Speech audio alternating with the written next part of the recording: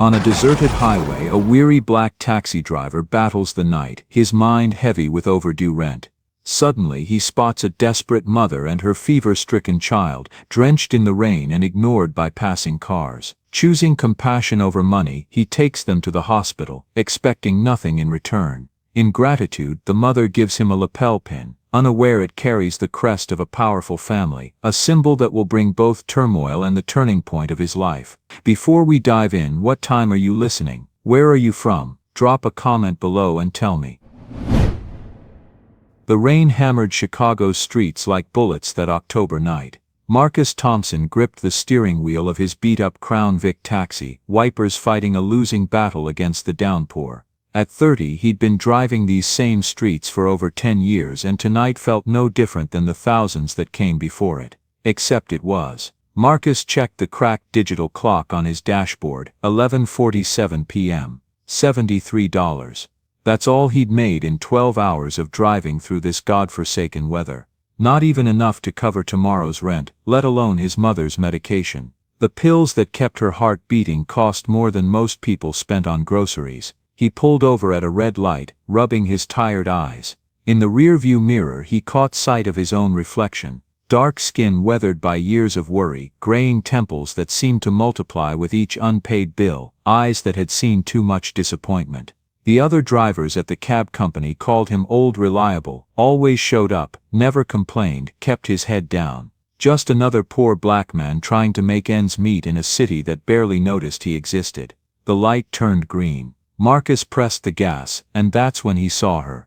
A young woman, maybe 30, stood under a broken streetlight, clutching a small boy to her chest. She was drenched, her long brown hair plastered to her face, designer clothes now soaked through. But it wasn't her appearance that made Marcus slow down, it was the child. The little boy's head lolled against his mother's shoulder, his small chest heaving with labored breaths. Marcus had seen that look before. His own nephew had looked the same way the night he died of pneumonia, waiting in an emergency room that moved too slowly for a family without insurance. He pulled over. The woman looked up as his headlights illuminated her desperate face. She was clearly not from this neighborhood. Everything about her screamed money, from her designer purse to her expensive shoes. But money couldn't help her now. Not here, not at midnight in the middle of a storm. Marcus rolled down his window. "Ma'am, you need help." She rushed to the car, stumbling in her heels. "Please," she said, her voice breaking.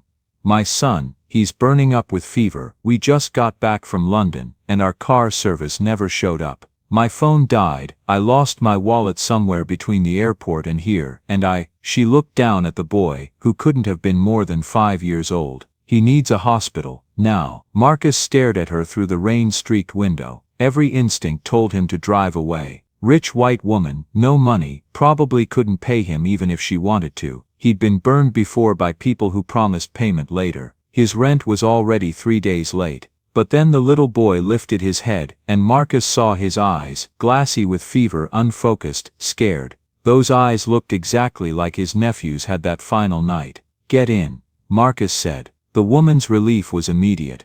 "Thank you, oh God, thank you." She climbed into the back seat, cradling the boy.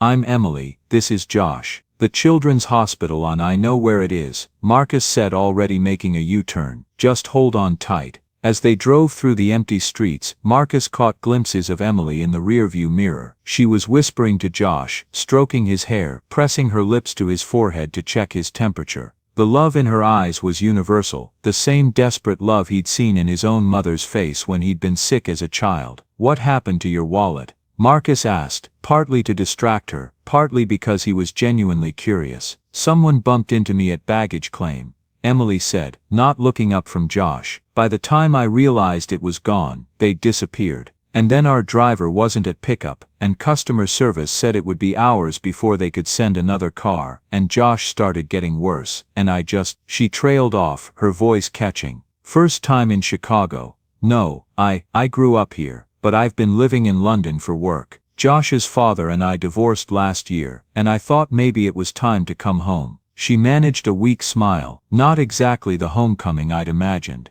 They pulled into the emergency room parking lot at Northwestern Children's Hospital. Marcus jumped out and opened Emily's door, helping her with Josh. The little boy was barely conscious now, his breathing shallow and rapid. "Go," Marcus said, "I'll park the car." But instead of leaving, Marcus found himself in the waiting room 20 minutes later, still in his taxi driver uniform, watching Emily pace back and forth while doctors worked on Josh. She'd given the intake nurse her information, somehow managing to navigate insurance and paperwork, despite having no ID or wallet. "You didn't have to stay," Emily said, sitting down beside him. "Kid reminded me of someone," Marcus said simply. They sat in silence for a while, listening to the hum of fluorescent lights and the distant sounds of medical equipment. Finally a doctor emerged from the back. "Miss Williams." Emily shot to her feet. "How is he?" The doctor smiled. "He's going to be fine. High fever from a viral infection, probably picked up on the plane.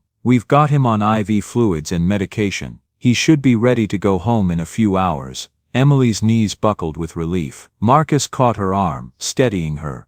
"Thank you," she whispered to him. "If you hadn't stopped, anyone would have done the same thing." Emily looked at him with an expression Marcus couldn't quite read. "No," she said quietly. "They wouldn't have." When Josh was finally discharged at 4 a.m., Marcus was still there. He drove them to Emily's childhood home in Lincoln Park, a massive Victorian house that probably cost more than Marcus would make in 10 lifetimes. As they sat in the driveway, Emily turned to face him. "I don't know how to thank you. You saved Josh's life tonight. Just doing what's right." Emily reached into her purse, a small clutch she'd been carrying when the larger bag was stolen. She pulled out something small and metallic. "This belonged to my grandfather," she said, placing it in Marcus's palm. "It's been in our family for generations." Marcus looked down at the small pin in his hand. It was gold, heavy, with an intricate design of a lion's head surrounding an ornate letter W. "I can't take this," he said. "You earned it," Emily said firmly.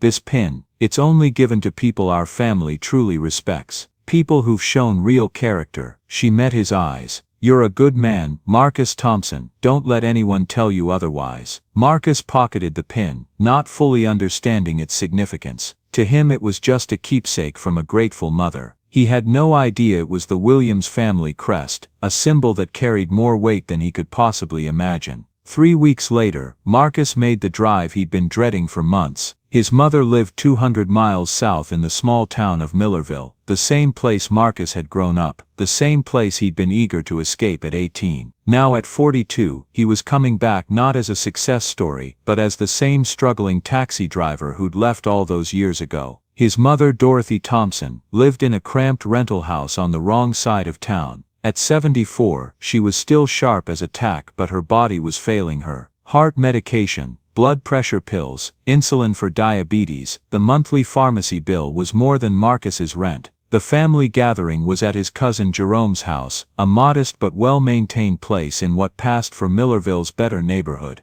Jerome worked at the local plant and had managed to buy his house 10 years ago. To hear him tell it, he was practically Bill Gates. Marcus pulled up in his taxi. He couldn't afford a personal car, and immediately felt the stares. His cousin Denise emerged from the house first, her expression a mixture of pity and disdain. "Well, look what the cat dragged in," she said, loud enough for the neighbors to hear. "Still driving that old taxi, I see." Marcus helped his mother out of the passenger seat. Dorothy Thompson moved slowly, but her dignity was intact. She'd raised 3 boys as a single mother, working double shifts at the hospital laundry, and she'd never asked for pity from anyone. "Hello, Denise," Marcus said evenly. Inside, the house buzzed with conversation that died the moment Marcus walked in. 20-some relatives and family friends, all of whom had opinions about Marcus's life choices. His cousin Jerome dominated the room, telling stories about his latest promotion and his son's college scholarship. "Marcus," Jerome boomed with false enthusiasm.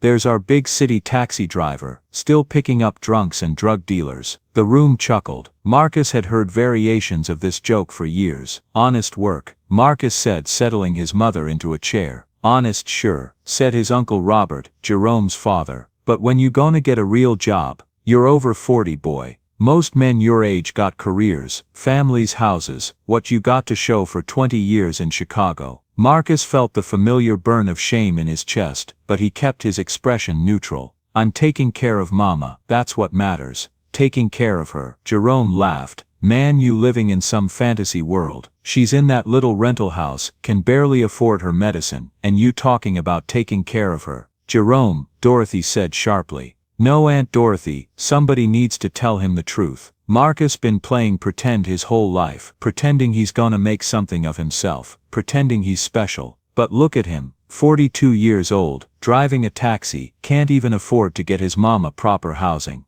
The room went quiet. Marcus felt every eye on him, some sympathetic, most judgmental. These were people who'd watched him grow up, who'd had expectations for the smart kid who'd gotten good grades and talked about leaving town. In their eyes, he wasn't a hard-working man supporting his mother, he was a failure who'd never lived up to his potential. Marcus stood to get his mother some water from the kitchen, and that's when it happened. As he leaned over to reach into his jacket pocket for his phone, the Williams family pin fell out, clattering onto Jerome's hardwood floor. The room went silent as Jerome picked it up, turning it over in his hands. His eyes widened as he recognized the symbol. Well, I'll be damned, Jerome said, his voice dripping with sarcasm. Look what we got here, folks. He held up the pin so everyone could see it. Y'all recognize this? This here is the Williams family crest, as in Williams Industries, Williams Foundation, Williams, the richest family in Chicago. The room erupted in laughter. Marcus, Jerome continued, grinning like he just won the lottery. You want to explain why you carrying around the Williams family pin? You pretending to be rich now too? Marcus's heart sank. He'd kept the pin in his jacket pocket, close to his heart, as a reminder of that night, a reminder that he'd done something right, something that mattered. Now it was being held up for ridicule. Let me guess, said his cousin Travis, Jerome's older brother. You found this somewhere and decided to play dress up, maybe tell some story about how you saved some rich white lady. The laughter grew louder. Marcus reached for the pin. Give it back. Oh, this is good, Jerome said, holding the pin out of reach. Marcus here thinks he's connected to the Williams family, probably tells people he works for them, or something.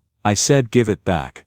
Why? So you can keep pretending you're something you're not. Jerome's voice rose. This is exactly what I'm talking about, Marcus. You've been living in a fantasy your whole life. First you were gonna be a lawyer, then a businessman. Now what? You rubbing shoulders with billionaires. Uncle Robert snatched the pin from Jerome's hand, examining it closely. Boy, where did you get this? You steal it? The accusation hung in the air like a toxic cloud. Marcus felt his mother tense beside him. I didn't steal anything. Then how'd you get it? Because I know damn well the Williams family didn't just hand this to some taxi driver. Maybe he found it in someone's taxi, suggested Denise. Decided to keep it, make up some story. The speculation grew more cruel by the minute. Marcus stood there, watching people he'd known his entire life dissect his character, question his integrity, and mock his life choices. All while his elderly mother sat helpless in her chair, forced to listen to her son being humiliated. You know what this is, Jerome announced to the room. This is pathetic. Marcus so desperate to be somebody, to feel important, that he's walking around with stolen jewelry pretending he's friends with rich people. It's not stolen, Marcus said quietly.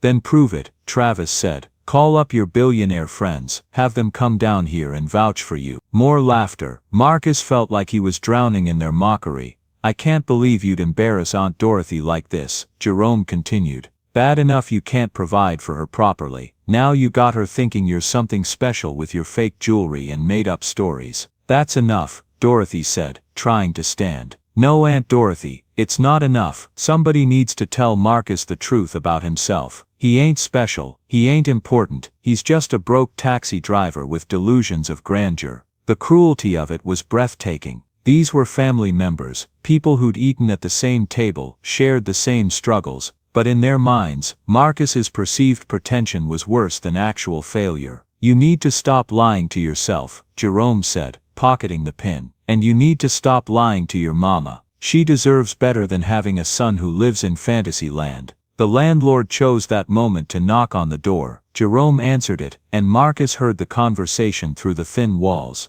I'm looking for Mrs. Dorothy Thompson. Her rent's 3 weeks late. Jerome's voice carried back into the living room. Yeah, that's because her son's too busy pretending to be rich to pay her bills. The humiliation was complete. Marcus helped his mother to her feet, gathering their coats while the room buzzed with renewed gossip about his financial situation. Where y'all gonna go? Jerome asked with fake concern. Because I can't have y'all staying here, not with Marcus telling lies and stealing jewelry. As they reached the door, Uncle Robert delivered the final blow. Marcus, you 42 years old, when you gonna grow up and face reality? You ain't never gonna be nothing more than what you are right now, a broke taxi driver who can't even take care of his own mama.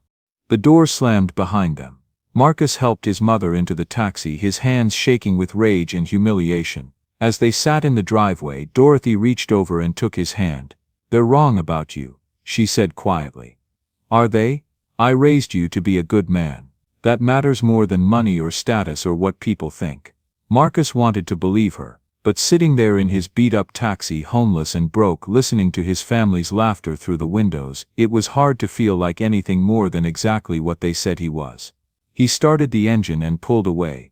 No idea where they would spend the night, no idea how he'd explain any of this to his mother. The Williams family pin was gone, and with it the only proof he had that he'd ever done anything meaningful with his life.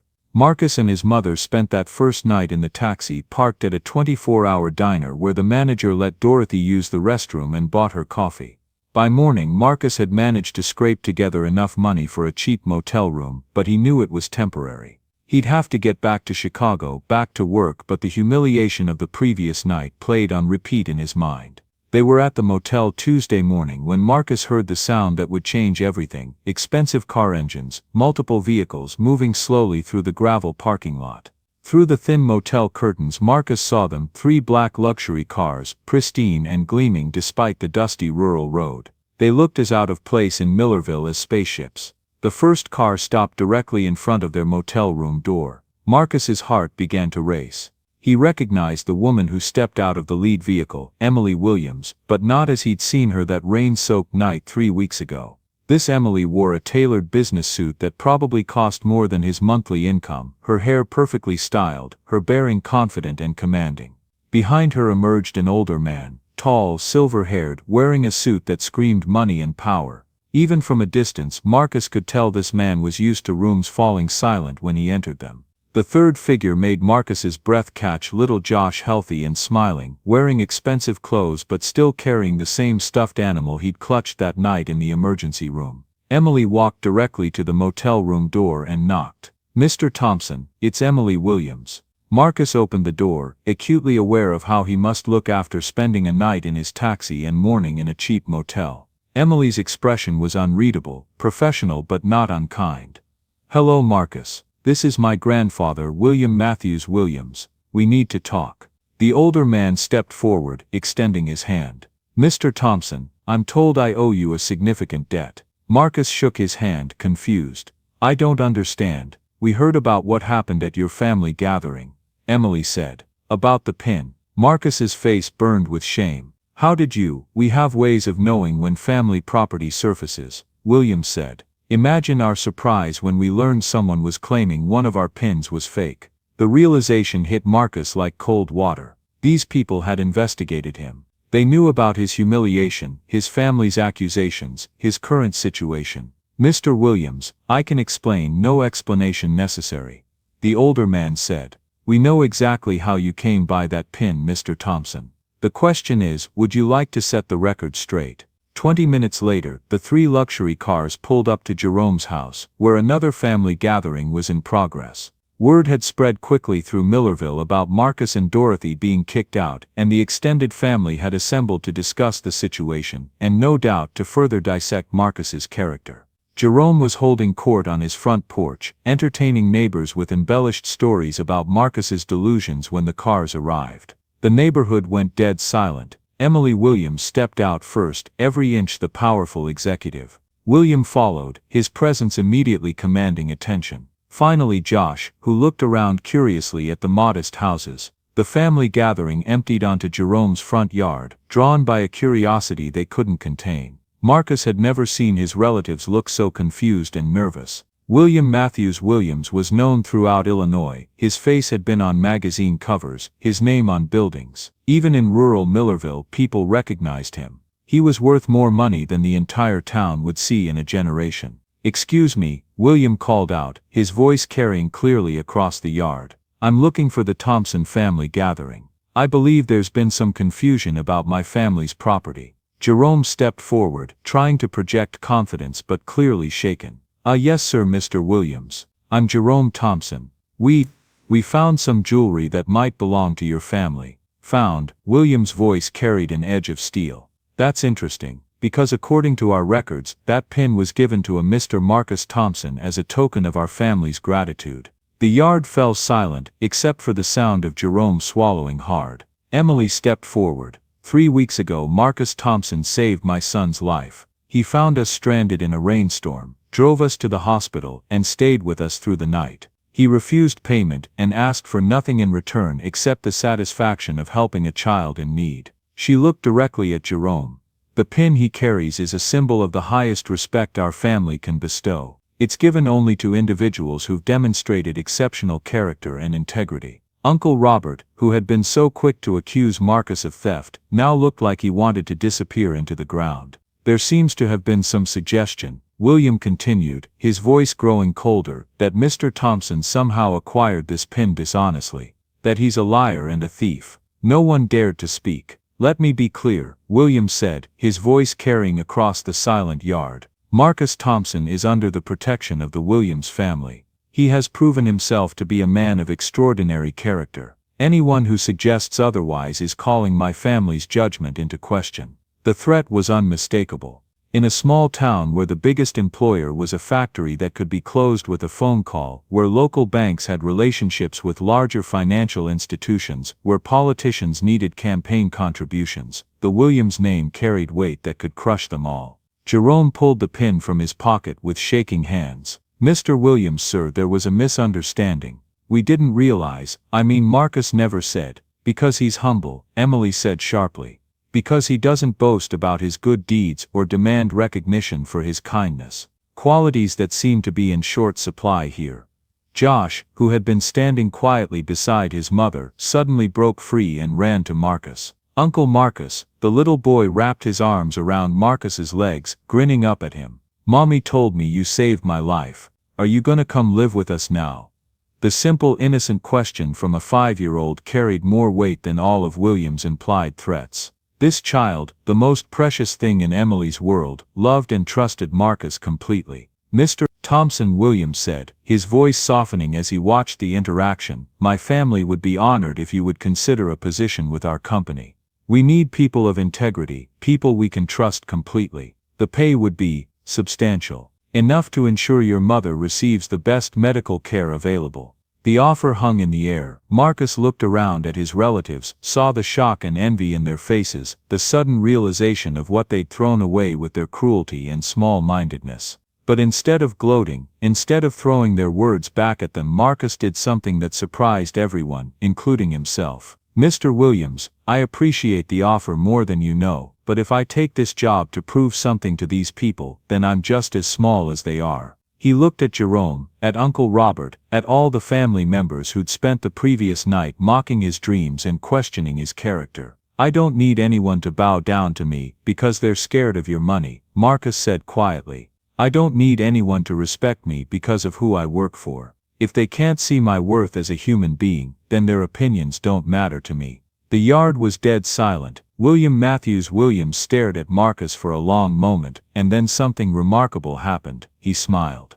That, Williams said, is exactly why we need you in our family. 6 months later, Marcus Thompson stood in the marble foyer of the Williams family estate, adjusting his tie before another day of work. But he wasn't adjusting it nervously, he was adjusting it with the quiet confidence of a man who had found his place in the world. He hadn't taken the executive position William had offered that day in Millerville. Instead, he'd accepted something much more valuable, the chance to be exactly who he was, but in a place where that was enough. Marcus had started as Emily's personal driver, but within weeks it became clear that his role was evolving into something much more significant. He wasn't just driving cars, he was managing schedules, handling delicate situations, and becoming the person the Williams family turned to when they needed someone they could trust completely. Good morning, Marcus, Emily said, descending the grand staircase with Josh in tow. The little boy immediately ran to Marcus, who lifted him up for their daily hug.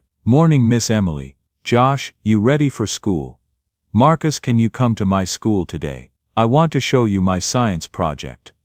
If your mama says it's okay, I'll try to stop by. Emily smiled, watching their interaction. Over the months she'd seen Marcus's impact on Josh, how the boy had gone from nightmares about that scary night to feeling completely secure knowing that Marcus was there to protect them. The house staff, initially skeptical of the former taxi driver's rapid rise in the family hierarchy, had quickly learned to respect Marcus's judgment and authority. He never demanded deference, never pulled rank, but there was something about his calm competence that made people want to do their best work. "Mr. William wants to see you in his study," Emily said, something about the Patterson account. Marcus nodded. The Patterson account was a delicate business matter involving a potential merger. Somehow, Marcus had become William's sounding board for these decisions, not because he understood high finance, but because William valued his read on people's character. In the study, William looked up from his papers. "Marcus, what's your take on Patterson?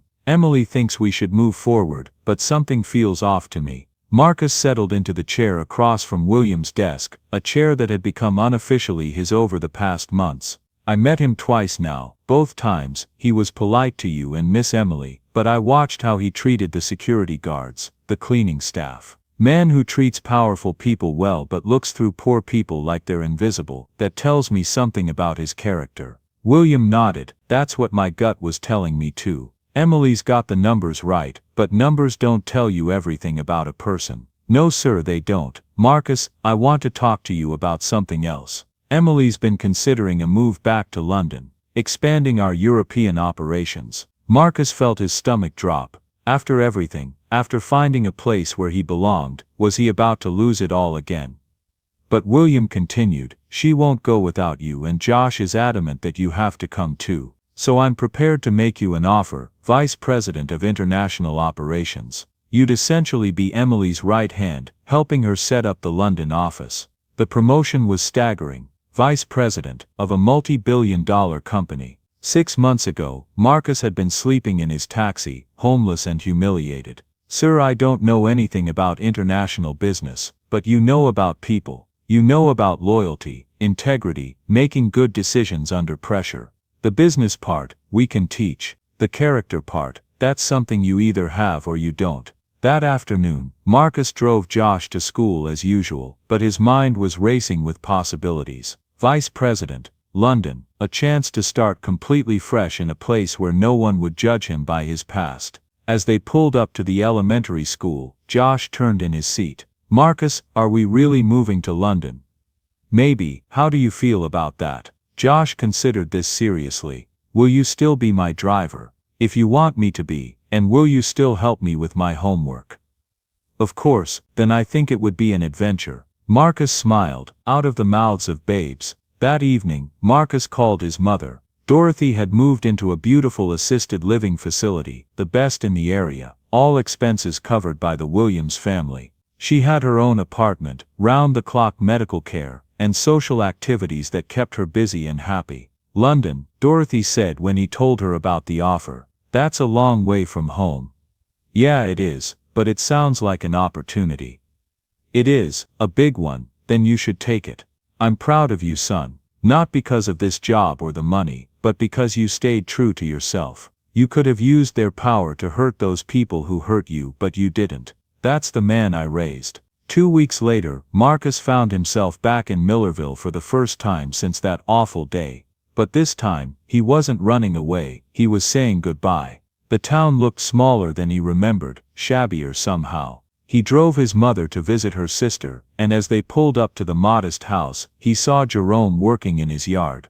Their eyes met across the street. Jerome straightened up, clearly uncertain how to react. The story of Marcus's transformation had spread through Millerville like wildfire. The taxi driver, who'd become a vice president, the poor relation who'd been taken in by one of America's wealthiest families. Marcus parked and walked over. "Jerome." "Marcus," Jerome's voice was cautious. "Heard you're doing real well for yourself. I'm blessed." "About that night," Jerome started, but Marcus held up a hand. "We're family," Marcus said simply. "Family makes mistakes." The two men stood in awkward silence for a moment. Then Jerome spoke quietly. "I was wrong. About everything. I let my own jealousy and disappointment make me cruel. I'm sorry." Marcus nodded. we all got our struggles. I don't hold grudges. They say you're moving to London.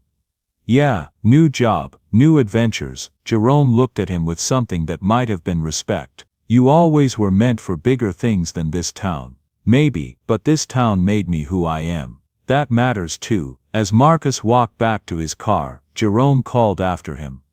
Marcus, you take care of yourself over there. You too, cousin. You too. Outside their London window, it was starting to rain, the kind of gentle evening shower that would send people hurrying for cover, looking for shelter, hoping someone might stop and help. Marcus listened to the rain and smiled. Some things never changed, and that was exactly as it should be. In Chicago, Dorothy Thompson watched the BBC News from her comfortable apartment, smiling as she saw footage of her son at a ribbon-cutting ceremony for the Williams Foundation's new homeless shelter.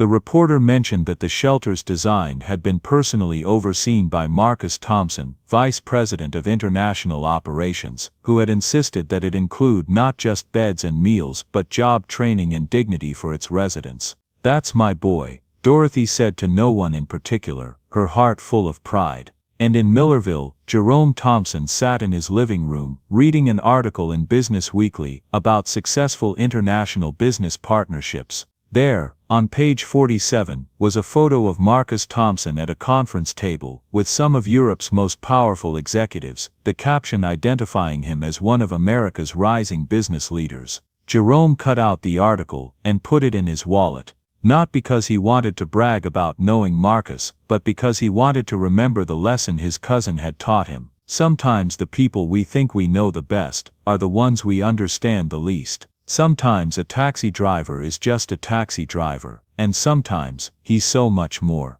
Join us to share meaningful stories by hitting the like and subscribe buttons. Don't forget to turn on the notification bell to start your day with profound lessons and heartfelt empathy.